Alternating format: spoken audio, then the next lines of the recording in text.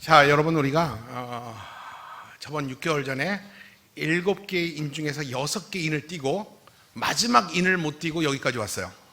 오늘은 7번째 인을 띄겠죠? 끄덕끄덕, 맞죠? 잘 따라오셔야 돼요. 지금부터 정신을 딱 놓아버리면 못 따라옵니다. 여러분, 요한계시록은 이해하기 어려운 책이에요.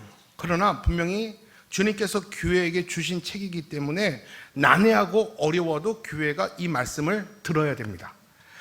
이 책의 1차적인 수신자는 누굽니까? 이 책의 원 독자는 우리가 아니라고 그랬죠. 초대교회 성도들인데 구체적으로 누구냐 하면 당시 로마의 황제 숭배에 대한 그 박해와 환난 가운데 견디는 자들, 그 견디는 자들에게 바로 이 요한계시록이 쓰여졌어요. 그들을 위로하기 위해서 끝까지 견뎌라. 그 박해 가운데 어려움이 있을지라도 끝까지 견디는 자에게, 배교하지 않은 자들에게 쓰여진 책이 요한계시록이에요. 그러면 이 요한계시록의 기록 목적이 뭡니까? 우리 다시 한번 정리하는 거예요. 이 환난과 박해 가운데 내가 예수 믿기 때문에 당하는 고통이 큰 사람들 있죠. 끝이 안 보이는 거예요. 이제 세상이 완전히 뒤집힌 거예요. 세상이 이렇게 끝나버리겠구나라고 이 절망한 사람들에게 오늘 요한계시록은 그렇지 않다. 예수 그리스도께서는 반드시 승리할 것이다. 네 생각처럼 세상이 이렇게 완전히 뒤집혀서 완전히 세상이 끝난 게 아니다. 주님께서 다시 이 세상을 뒤집고 주님께서 승리하실 것이다. 이것을 말하기 위해서 요한계시록에 쓰여졌고요. 또 하나는 뭐냐면 마지막까지 배도하지 않고 믿음 지키며 끝까지 주님을 따르는 자들 역시 주님과 함께 반드시 승리할 것이다. 예수 그리스도만 승리하는 게 아니라 그를 따르는 너희들도 승리하게 될 것이다 라는 것을 기록하기 위해서 우리 요한계시록이 쓰여졌어요. 그래서 우리는 요한계시록을 읽을 때 여러분 주의해야 될 게 뭐냐면 환상, 숫자, 이 상징, 거기에 미혹되면 안 됩니다. 이단들이 본문에서 저기 구절에서 이런 숫자, 저런 개념, 이런 단어, 문장을 조합해서 어떤 이상한 것을 만들어서 우리를 믿게 하고 미혹하게 하는데, 여러분 절대 그런 것에 미혹당하지 말고 우리는 요한계시록을 통해서 누구를 만나야 되느냐? 승리하신 예수 그리스도를 만나야 돼요. 여러분 절대 숫자에 미혹되면 안 됩니다. 자, 그러면 우리 지난 시간이 오래되었기 때문에 지난 시간 배운 것을 머리로 복습하면서 우리가 정리해야지만 오늘 말씀이 들려요. 이게 참 어려운 시간이고 어려운 작업일 것 같은데, 자, 한번 이제 거기 보지 마세요. 유임을 보지 마시고 저를 보세요. 자, 요한계시록 1장은 인사예요. 그리고 요한계시록 2장과 3장은 어떤 내용입니까? 아시아의 7교회에게 주님이 편지를 썼어요. 그 아시아의 7교회 얘기가 2장과 3장이에요. 그리고 4장의 내용은 뭐냐면 사도 요한이 천상의 예배에 대한 환상을 보잖아요. 그래서 내 천사들이, 하나님의 보좌를 지키던 내 천사들이 하나님께 천상의 예배를 드리고, 또 24장로들 기억나십니까? 24장로들이 멸관과 흰 옷을 입고 그 하나님을 예배하고 하나님을 찬송하며 하나님께 영광을 올려드리는 이 천상의 예배를 사도 요한이 보게 됩니다. 이게 바로 요한계시록 4장의 내용이에요. 여러분 여기서 24장로는 누구를 말합니까? 신약과 구약 하나님의 백성 모두를 지칭하는 겁니다. 구원받은 하나님의 모든 백성을 대표하는 자들이 24장로들이에요. 그러니까 그들이 다른 독특한 어떤 특별한 존재가 아니라 신약과 구약에 기록된 하나님의 백성들을 대표하는 자들이. 그러니까 우리가 나중에 천상에서 그렇게 하나님을 예배할 거라는 것입니다. 이것을 이미 하고 있어요. 자, 그러면 그들이 천상에서 어떻게 무엇으로 하나님을 찬송했습니까? 우리 계시록 4장 10절로 11절 볼게요. 그들이 어떻게 찬송했는지 한번 같이 읽겠습니다. 시작. 24장로들이 보좌에 앉으신 이 앞에 엎드려 세세토록 살아계신 이에게 경배하고 자기의 관을 보좌 앞에 드리며 이르되 우리 주 하나님이여, 영광과 존귀와 권능을 받으시는 것이 합당하오니 주께서 만물을 지으신지라 만물이 그의 뜻대로 있었고 또 지으심을 받았나이다 하더라. 자, 4명의 천사와 24장로들이 머리에 관을 하나님께 내려놓고 그 하나님 나라에서도 하나님의 영광과 존귀와 모든 것이 다 하나님께로부터 있습니다 라고 그 24장로들이, 구원받은 백성들이 하나님을 천상에서도 예배한다라는 것입니다. 그리고 5장에 와서는 또 요한이 무슨 환상을 보냐 하면 보좌에 앉으신 하나님 손에 들려있는 두루마리를 보게 됩니다. 기억나십니까? 근데 그 두루마리는 7개의 인봉으로, 뭐라고 그러죠? 7개의 인봉으로 봉인되어 있어요. 근데 하나님 보좌에 이렇게 두루마리기를 들고 있는데 7개의 그 단추, 인봉으로 이렇게 잠겨 있었다라는 거예요. 근데 그 하나님의 보좌에 있는 그 하나님이 들고 있는 그 두루마리를 누구도 받아서 읽을 자가 없었어요. 그래서 요한이 울죠. 저 두루마리를 누가 읽을 수가 있겠습니까? 저 내용을 알아야 되는데 하면서 안타까워 울고 있을 때 천사가 나와서 뭐라고 말합니까? 울지 마라. 유대의 사자, 다윗의 뿌리, 누굽니까? 여러분, 우리 청년들 그런 찬양했잖아요. 유대의 사자. 누구를 얘기해요? 예수 그리스도. 예수 그리스도께서 이긴 자가 되어서 그 하나님의 손에 들려있는 두루마리를 받아서 그 인봉을 띠게 될 것이다 라고 말합니다.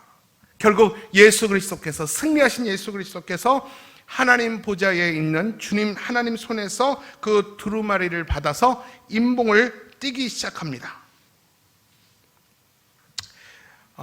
그게 띠는 것이 바로 6장, 7장, 8장까지 내용이에요. 그래서 우리가 그 인봉을 주님께서 하나씩 뜰 때 6개까지 띠고 금요기도회가 끝났잖아요. 근데 뛸 때 무슨 내용인지 여러분 모르죠? 기억이 안 나죠? 저도 안 나는데 여러분이 나겠어요? 당연히 안 나는 건 당연해요. 당연해요. 여러분 머리 나쁜 게 아니라 당연한 거예요. 자, 그러면 우리가 이런 생각을 할 수 있어요. 이게 좀 어려운 내용인데 그래도 좀 얘기해 볼게요. 6장이 인봉을 띄는 얘기예요. 6개까지 띄었어요. 그러면 당연히 7장에는 7개를 띄어야 되는데 6장과 8장 사이에 7장이 삽입됐어요. 그 어떤 내용이 있냐면 전혀 생뚱맞은 14만 4천 이야기가 들어있어요. 자, 여러분 눈으로 7장을 보시면 땅의 내 모퉁이에 천사들이 바람을 잡고 있었어요. 근데 한 천사가 와서 아직 바람을 붙들고 있어라. 내가 두루 다니면서 구원받은 자의 머리에 인을 치겠다. 기억나십니까? 그래서 두루 다니면서 인을 친 자가 14만 4천이에요. 근데 그 14만 4천이 누구냐면 12지파의 인을 친 거예요.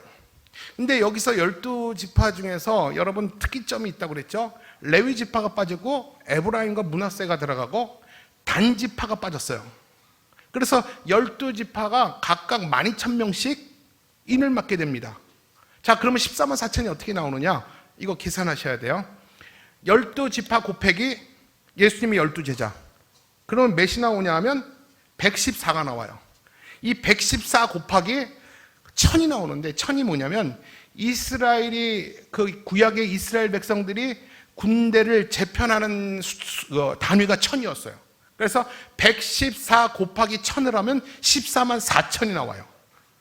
그러면 이 14만 4천이라는 게 숫자로만 볼 것이 아니라 이것은 바로 누구를 얘기하냐면 구원받은 하나님의 백성을 이야기하는 겁니다. 이단들은 14만 4천이 차기 전에 빨리 신천지로 와라, 14만 4천이 차기 전에 우리 종교로 와라 이렇게 말하는데 14만 4천은 숫자의 개념이 아니에요. 구원받은 하나님의 백성들이고, 그리고 이 땅의 지상에 예수 그리스도의 깃발을 붙들고 전투하는 교회를 상징하는 거예요.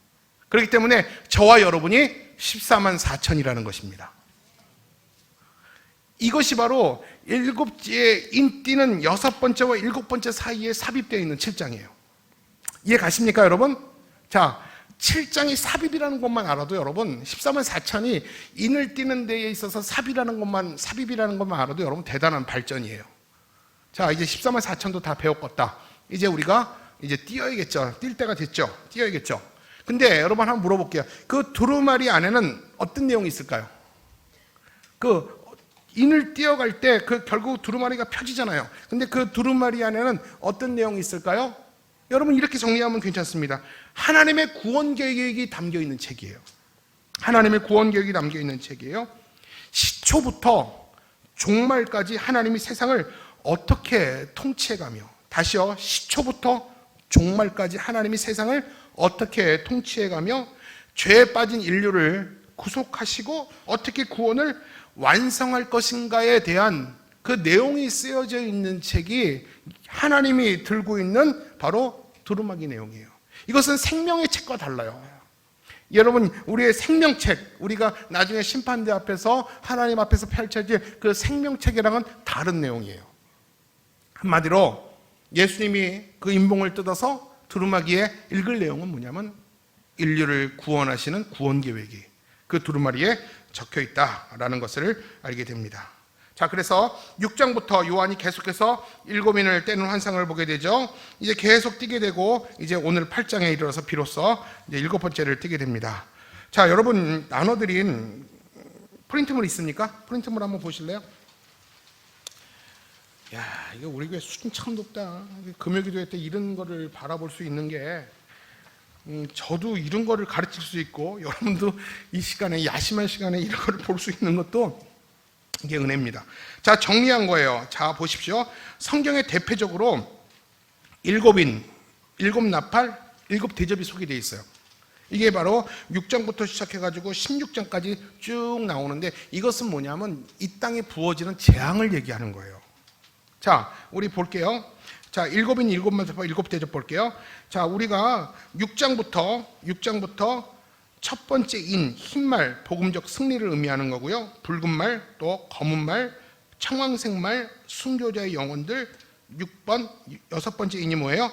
지진과 전체에 대해 혼란. 그리고 7장이 빠지고 그 다음이 바로 8장이 왔잖아요. 맞죠? 그 7장은 뭐라고요? 14만 4천 삽입된 거고요. 자, 오늘 여러분과 제가 공부할 게 뭐냐면 7인을 띄는 내용이에요.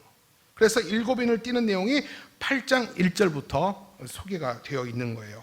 여러분 이거 가지고 계시면 상당히 도움이 되고 자주 꺼내서 읽어보도록 하겠습니다. 이건 마인드맵이에요. 여러분 요한계시록을 바라볼 수 있는 마인드맵이고 뒤를 한번 보시면 요한계시록을 이렇게 전반부와 후반부로 나누어서 어떤 내용이 대략 있는지를 소개한 겁니다. 우리 저번 주에 이상훈 교수님이 만들어 주신 거예요. 그걸 제가 인용하고 있는 것입니다. 자, 이렇게 대충 보시면 되고요. 자, 이제 본문에 이제부터 들어가겠습니다. 이제부터 오늘 본문에서 드디어 7째 인을 떼십니다. 자, 7째 인을 뗄 때 어떤 일이 일어났는지 다시 한번 확인해 볼게요. 자, 8장 1절부터 5절 우리 목사님 한번 읽어주세요. 7째 인을 떼실 때에 하늘이 반 시간쯤 고요하더니 내가 봄에 하나님 앞에 7 천사가 서 있어 7 나팔을 받았더라. 또 다른 천사가 와서 제단 곁에 서서 금 향로를 가지고 많은 향을 받았으니 이는 모든 성도의 기도와 합하여 보좌 앞 금 제단에 드리고자 함이라. 향연이 성도의 기도와 함께 천사의 손으로부터 하나님 앞으로 올라가는지라. 천사가 향로를 가지고 제단에 불을 담아다가 땅에 쏟음에 우레와 음성과 번개와 지진이 나더라. 아멘. 제가 오늘 1절부터 5절까지 강해 설교할 거예요. 한 절 한 절 제가 강해를 할 텐데 잘 들어보세요. 자, 구체적으로 의미를 볼게요. 7째 인을 뗄 때에 하늘이 반 시간쯤 고요했다고 그랬어요. 여러분 이 말이 무슨 말이냐면 지금까지 첫 번째부터 6번째 인을 뗄 때 인을 땜과 동시에 하늘에서 요라는 소리가 났고 인을 땜과 동시에 각종 재앙이 땅에 부어줬어요. 이거에 보통 일반적인 예였어요. 근데 이번 7번째 인만은 그렇지 않았다라는 거예요. 인을 띄었는데 반 시간쯤 고요했다라는 거예요. 여러분 이게 뭐냐면 막 음악이 들리다 갑자기 뚝 멈추면 사람들은 깜짝 놀랍니다. 그리고 다음에 무슨 소리가 날까? 그리고 귀를 쫑긋하죠. 사람들은 다 긴장하고 있습니다. 마치 하나님의 진노가 한순간에 부어지는 것이 아닌가? 이 두려움과 혼란과 이 긴장감이 이 반 시간 동안에 집중되어 있었다라는 것입니다. 그때 어떤 일이 일어났다고 했습니까? 그때 그 고요한 중에 갑자기 어떤 환상이 보여졌을 때 그 천상에 있는 모든 이들이 그 환상에 집중하게 됩니다. 그 환상이 어떤 환상이냐? 2절 볼게요. 2절 시작. 내가 봄에 하나님 앞에 7 천사가 서 있어 7 나팔을 받았더라. 자, 내가 누구예요? 사도 요한이잖아요. 지금 계속 환상을 보는 거예요. 사도 계속 띄워주세요. 사도 요한이 환상을 볼 텐데 하나님 앞에 누가 서 있었어요? 7 천사. 여러분 하나님 곁에는 수천의 천사가 있었는데 일곱 천사만이 하나님 앞에 정렬되어 있고 그 일곱 천사가 하나님이 주신 일곱 나팔을 받았다라는 거예요. 상상해 가시죠, 여러분? 상상해 가시죠? 자, 그러면 여러분, 수천의 천사가 있는데 일곱 명만 하나님 앞에 서서 나팔을 받았다라는 것은 뭐냐면 그들에게 특별한 임무와 책임이 하나님은 그들에게 줬다라는 겁니다. 그들은 임무와 책임을 하나님께 받았다라는 것입니다. 그 임무와 책임이 뭐냐면 이 6절 말씀이에요. 6절 한번 읽어볼게요. 6절 시작. 일곱 나팔을 가진 일곱 천사가 나팔 불기를 준비하더라. 여러분, 나팔을 줬다면 나팔을 불라는 거 아닙니까? 그렇죠? 일곱 천사가 일곱 나팔을 불어서 일곱 나팔 불을 준비를 하고 있다라고 그랬습니다. 자, 이와 같이 일곱 천사의 맡은 역할은 나팔을 받았다면 자신의 순서에 따라 그냥 한꺼번에 뿌르르 하고 같이 부는 게 아니라 순서에 따라 나팔을 불어야 했습니다. 그럴 때마다 하나님의 심판을 뜻하는 각종 재앙이 이 땅 가운데 임하게 되는 거예요. 자, 우리는 이 환상을 통해서 두 가지 사실을 주목해야 됩니다. 뭐냐면 나팔이 하나님께로부터 주어졌다는 것은 뭐냐면 세상 모든 심판과 재앙은 다 하나님께로부터 온다는 겁니다. 맞습니까, 여러분? 하나님이 나팔을 줬고 그 나팔이 불 때 땅에 심판과 재앙이 왔다는 것은 이 땅의 심판과 재앙은 다 하나님의 주권 가운데 있다는 겁니다. 믿으시죠? 두 번째는 뭔지 아십니까? 이 나팔을 부는 주요 임무와 책임은 이 세상의 최종 심판이 아니었어요. 이 재앙이 최종 마지막 심판이 아니라 앞으로 있게 될 더 큰 환난을 예비하라는 경고의 나팔이었어요. 여러분, 이것을 아셔야 돼요. 이것은 최종 나팔이 아니라 최종 심판의 나팔이 아니라 경고의 나팔이다. 재림 전에 큰 환난이 있게 될 것이다. 이런 심판과 재앙과 비교가 안 될 엄청난 재앙이 오게 될 것이다. 지금 이 나팔과 이 재앙은 그림자만도 못하다. 바로 그런 경고의 사인이 이 일곱 나팔이었어요. 이게 그 목적이었죠. 여러분, 성경에서는 이 나팔이 경고의 의미로 많이 쓰여요. 에스겔서 33장 3절이에요. 시작. 그 사람이 그 땅에 칼이 임함을 보고 나팔을 불어 백성에게 경고하되. 여러분, 일곱 천사가 순서대로 나팔을 불게 되면 엄청난 일들이 일어나겠지만, 그러나 여러분 잘 들으세요. 아까 도표해 본 것처럼 인이나 나팔이나 앞으로 이제 8장에 배우게 될 16장에 배우게 될 이 대접, 이 공통점은 다 재앙과 심판 맞아요. 근데 이게 최종 심판이 아니에요. 뭐라고요? 시초와 심할, 재림 전에 우리가 경험할 수 있는 크고 작은 재앙들이 중첩되어서 나오는 거예요. 이게 계속해서 확장되고 계속해서 이제 인이 끝났으니까 나팔이 불고 이제 대접이 오는 뭐 더 새로운, 더 확장, 더 연속성의 문제가 아니라 어차피 이 세 가지 재앙은 중첩된 의미도 있어요.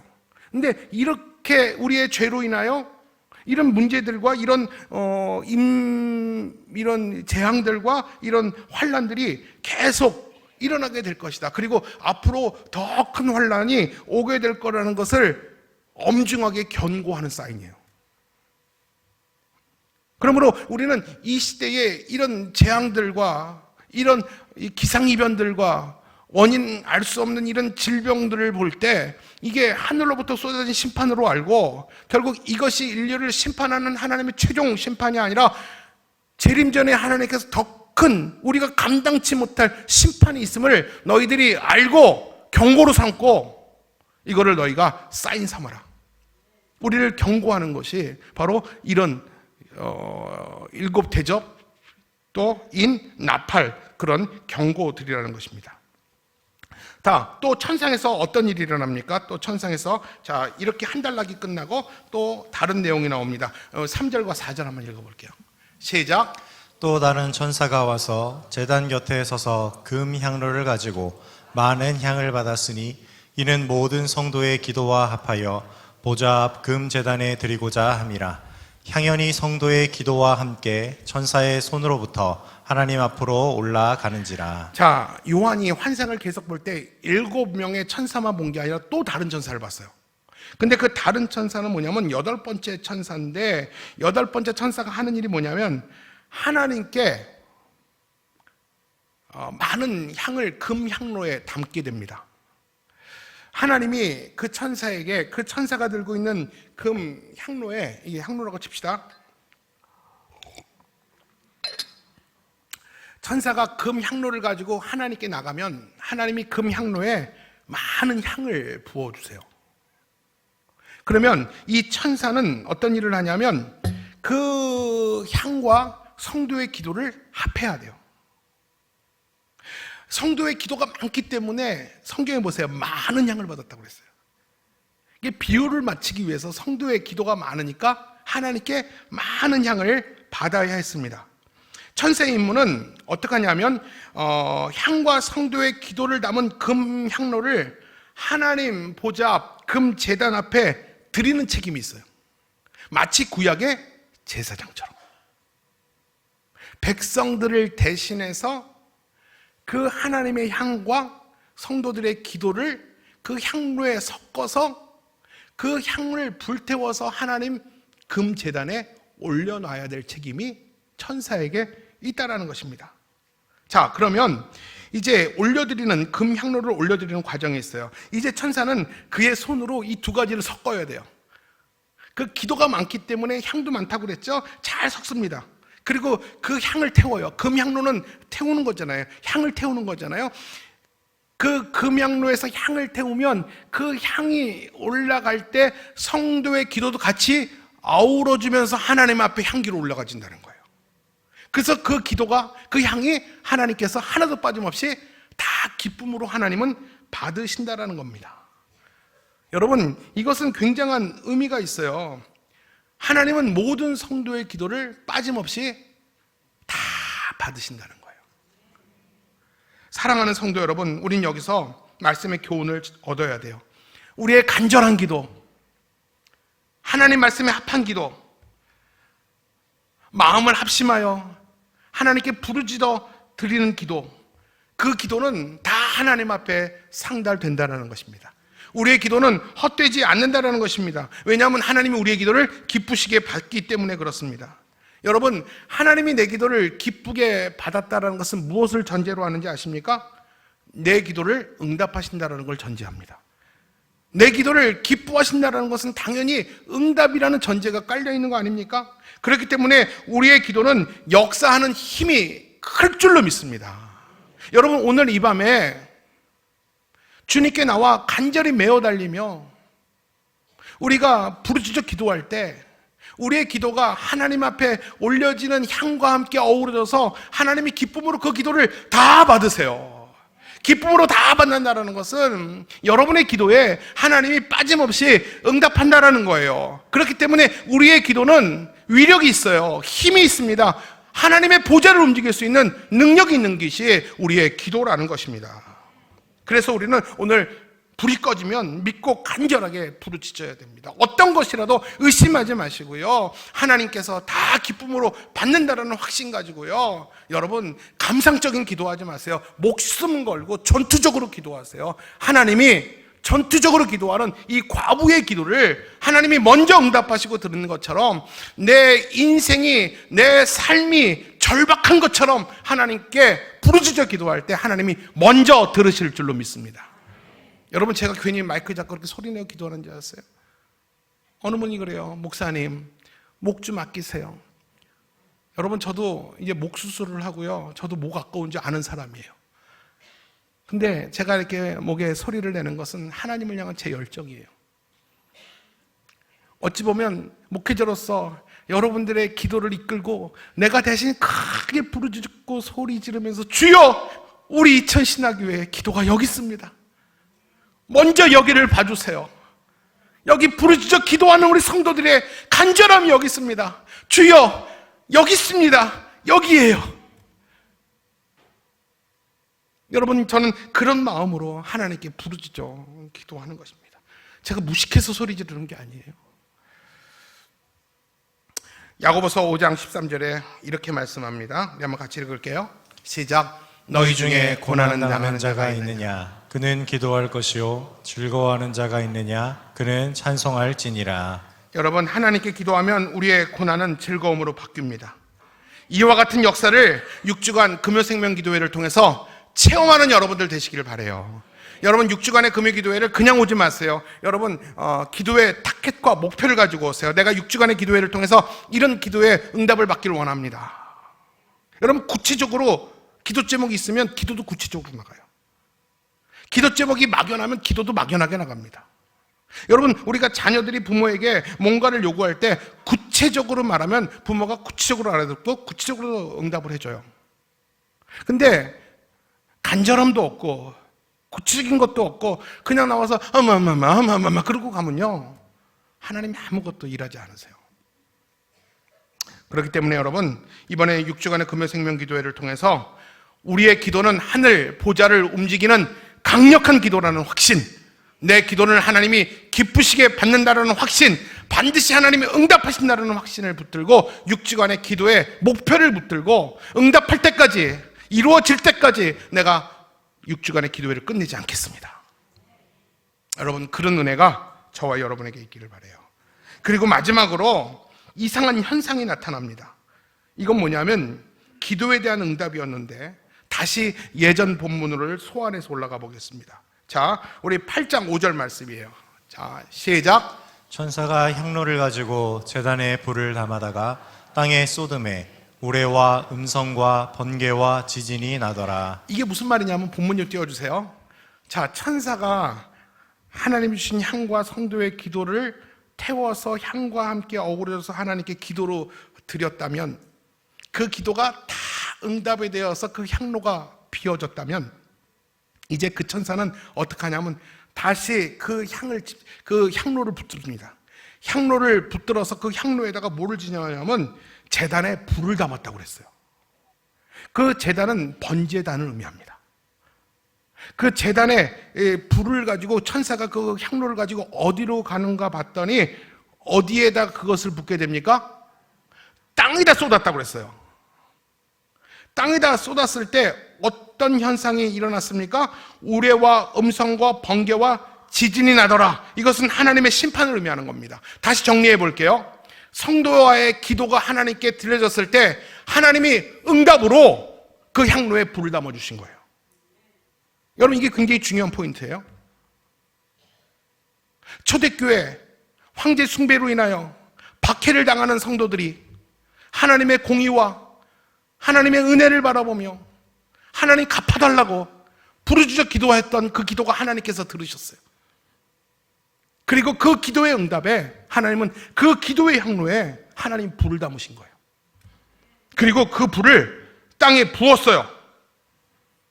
그게 바로 이 땅에서는 재앙과 심판이 되어버린 것이죠. 결국 이 땅에서의 재앙과 심판은 성도의 기도의 응답으로 온 거예요. 우리는 이 두 가지 사실에 주목해야 돼요. 땅에서 일어나는 모든 재앙과 심판은 다 하나님의 주권에 있다고 그랬어요. 맞죠? 그럼에도 불구하고 이 재앙은 성도의 기도에 대한 응답이라는 것을 기억하셔야 돼요. 둘째는 뭐냐면 하나님께서는 성도의 기도에 그만큼 예민하게 반응하신다라는 거예요. 성도의 기도를 귀하게 들으시고 소중하게 들으실 뿐만 아니라 이 세상을 통치해 가실 때 성도의 기도를 들으시며 그 성도와 함께 세상을 통치해 나간다라는 겁니다. 여러분, 이건 대단한 일 아닙니까? 결국 여러분, 일곱 나팔을 통해서 이 세상에 부어질 재앙은 결국 하나님이 성도의 기도를 들으시고 응답하신 거예요. 결국 뭡니까? 하나님이 다 갚아주신다는 거예요. 하나님 앞에 얼마든지 탄원하라는 겁니다. 사람에게 원망하고 복수하지 말라는 거예요. 하나님 앞에 나와서 다 울고 하나님 앞에 다 탄원하라는 겁니다. 우리는 기도할 수밖에 없는 존재고 하나님은 그 기도를 들으시고 하나님이 대신 갚아주신다는 거예요. 오늘 이 말씀이 오늘 우리에게 있는 것이고 하나님은 우리의 기도를 통해서 이 세상을 같이 통치해 나가신다는 겁니다. 다시 한번 우리 과정을 한번 살펴볼게요. 성도의 간절한 기도가 금 향로에 담겨서 하나님 앞에 빠짐없이 다 올라갔다고 그랬어요. 그리고 그 응답으로 제단의 불이 천사의 손에 들려서 땅에 부어졌습니다. 그러니까 하나님이 모든 성도들의 기도를 기쁘게 받으시고 그 응답으로 천사에게 제단의 불을 땅에 쏟게 하신 겁니다. 물론 하나님이 모든 것을 혼자 결정할 수 있어요. 성도들이 알아야지만 아는 분이 아니에요. 하나님은 다 알고 계세요. 하나님은 얼마든지 스스로 홀로 결정할 수 있고 선택할 수 있어요. 그러나 하나님은 우리의 기도를 통해서 일하시기를 원하십니다. 왜냐하면 하나님은 우리를 동역자로 삼아 주셨기 때문에 그런 겁니다. 우리의 기도에, 동역자된 우리의 기도에 항상 귀를 기울여 주세요. 그리고 우리가 주의 음성을 듣고자 하면 하나님이 말씀해 주세요. 왜냐하면 우리는 하나님의 동역자이기 때문에, 하나님 편이기 때문에. 여러분, 같은 편의 말은 잘 듣습니다. 아무리 많은 잡보가 있고 많은 시끄러운 소리가 있어도 내 사람, 내 가족의 얘기는 가장 크게 듣습니다. 여러분, 많은 사람들이 기도한다고 내 기도 소리가 들릴까?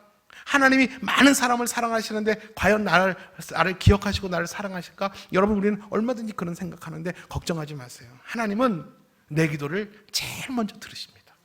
내 기도를 소중히 여기시고 내 기도를 들으시고 세상을 나와 함께 통치하여 가신다라는 거예요.